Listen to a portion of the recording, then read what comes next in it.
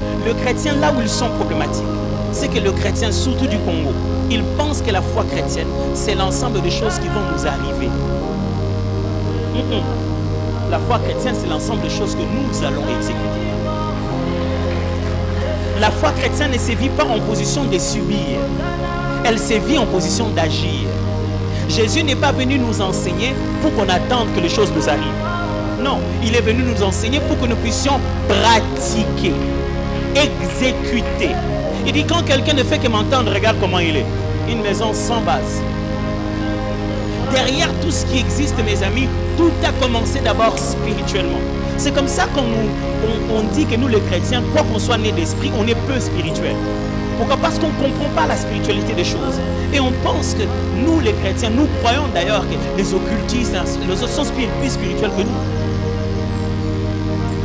Mon frère, si ce n'est qu'une question de diplôme, pourquoi les gars là, qui est le premier de la classe, les plus intelligents à l'université, il a une chambre où il entre seul et il allume des bougies qu'il a achetées au coin avec son argent.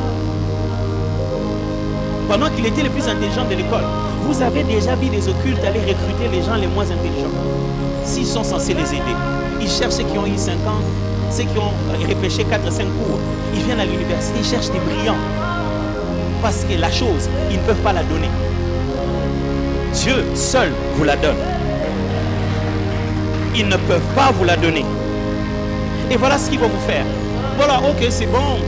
Vous voulez me donner des fétiches? Oui, mais c'est bon. Des fétiches et puis j'avance. Il me dit non, mais tu dois prendre ces livres. Il te bombarde de livres. Nous, on t'a donné un seul livre. Un livre spécial avec 66 à l'intérieur. Mais après, tu en as tout plein de rouges que tu as rempli ton bureau. Si je t'ai dit de méditer, oh, je suis fatigué à méditer. Mais tous ces livres-là, tu les as lus. Pourquoi? Tu as peur de devenir fou. Si tu ne les finis pas à la date qui est prévue, tu vas devenir fou. Et tout ce qu'on va t'enseigner là-bas, rien de spécial. On va te faire jeûner comme nous jeûnons ici. On va te donner des interdits comme nous te disons tous les jours de ne pas vivre dans les péchés. Pourquoi? Parce que le maître de tout esprit, comme dit la Bible, c'est Dieu. Le diable ne peut pas inventer des principes de spiritualité. Tout ce sur quoi il doit se baser, c'est ce que Dieu a placé. Ok. Je vais l'expliquer autrement. Le diable est un usager de la route. Il n'est pas le concepteur du code de la route.